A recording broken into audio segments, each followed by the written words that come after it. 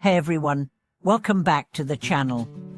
I'm so glad to see you all here again, diving into another deep and thought-provoking topic. Today, we are going to explore a mind-bending question that comes straight from the heart of Chan Buddhism. What does the Platform Sutra mean when it claims impermanence is Buddha nature?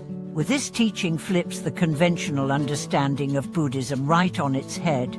Isn't Buddha nature supposed to be eternal and unchanging? And how can something as fleeting and unstable as impermanence be linked to something so profound and holy? Stick with me, because this story isn't just about ancient monks or dusty scriptures, it's about you. It's about how we live, how we change, and how we discover a truth so deep it can't be written in words. By the end of this video, I promise, you'll not only understand what the sixth patriarch Huineng meant, you'll feel it in your bones. Let's unpack this mind-blowing idea, starting with a powerful moment in the Platform Sutra that tells the story of a man named Xingqiang, a former warrior turned seeker, who comes to Huineng with the very same question: how can something impermanent be Buddha nature? Huineng's response is legendary. He says, impermanence is Buddha nature, permanence is the mind that discriminates between good and evil. This isn't just clever wordplay, it's a spiritual revolution in a sentence. Xingqiang is confused. He's read the scriptures. He knows that the Nirvana Sutra describes Buddha nature as eternal. Now the sixth patriarch is saying the opposite. Or is he? Let's walk through it together. Imagine you're in Xingqiang's shoes. You've fought battles, you've seen death. You've lived a life full of changing circumstances. But now you're searching for something constant, something you can trust. You turn to the scriptures, to the teachings, hoping they'll offer solid ground. And then someone like Huineng tells you that your very longing for something permanent might be the obstacle. You see, the problem isn't the words. The problem is what we do with them. We cling to them. We try to hold on to meanings like they're rocks in a stormy sea. But what if the storm is the point?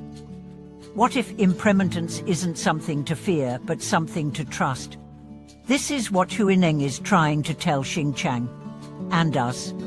When we say impermanence, we usually mean decay, loss, the end of things. But in Buddhism, impermanence is also transformation. It's the movement of the seasons, the growth of a seed into a tree, the tears that water our awakening. It's what allows a violent man like Xingqiang to become a devoted monk. Without impermanence, there would be no growth, no evolution, no possibility for enlightenment.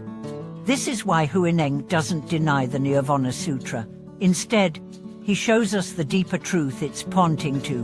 Buddha nature isn't some frozen, eternal soul.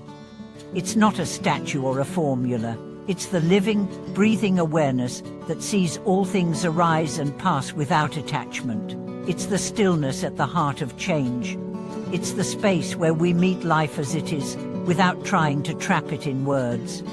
The Platform Sutra's genius lies in its ability to slice through our assumptions, not with violence, but with clarity.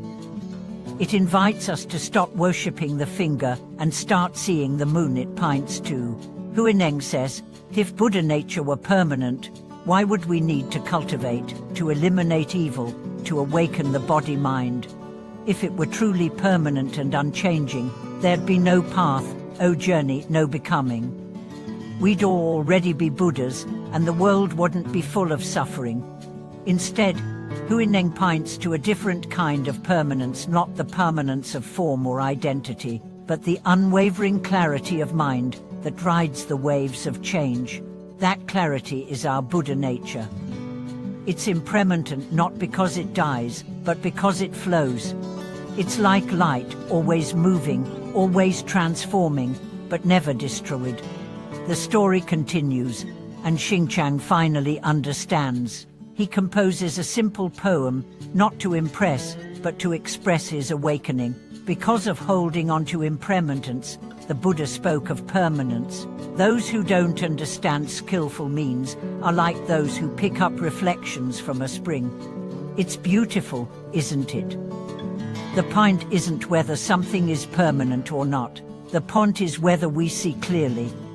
And to see clearly, we must let go, not just of bad thoughts, but of good ones too.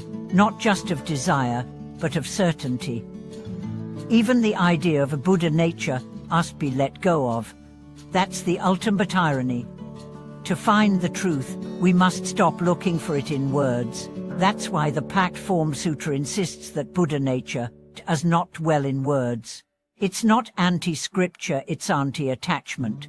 It's not rejecting the teachings, it's refusing to freeze them into dogma. How many times in your life have you clung to a belief, only to find it cracked under pressure?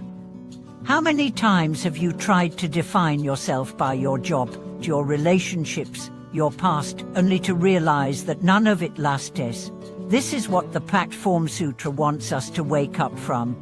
The sixth patriarch doesn't give us answers, he gives us tools. He gives us paradoxes that unsettle the mind and lead us back to the only place that's real, this moment, this breath, this awareness. I remember once meeting a Zen practitioner who told me, my teacher said, when you understand impermanence, you cry. When you live it, you laugh. That hit me like a thunderbolt, because we all carry so much fear about loss, about endings. But what if endings are openings? What if the falling leaves are not death, but a dance? What if the silence after the bell rings is not emptiness, but fullness? This is where the story of Huineng and Xinjiang matters. It's not just a moment from history, it's a mirror. It shows us how we seek truth and how we miss it. It shows us how we ask the right questions and sometimes struggle with the answers. But most of all, it shows us that awakening is possible not in some other life, not in some monastery on a mountain, but right here, right now. And as we sit with this teaching, we start to see its brilliance. Impermanence isn't a flaw in the universe. It's the signature of something alive. It's the signature of Buddha nature itself, not fixed, not trapped, what's silent, but singing through every moment of change. I hope this story has touched you as deeply as it touched me. Maybe it reminded you of a time when life forced you to let go. Maybe it sparked a question in your heart. Whatever it did, I invite you to sit with it. Don't rush to explain it. Don't try to understand it like a textbook. Just feel it. Let it ripple through your life. And if you've had your own experience with impermanence, maybe a loss, a turning point, a quiet awakening, I'd love to hear about it. Share it in the comments. Let's grow together. If you found value in this video, please give it a thumbs up, subscribe, and turn on the notifications so you won't miss the next exploration into the wisdom of the ancientess. Thank you for watching this video, and I'll see you in the next one.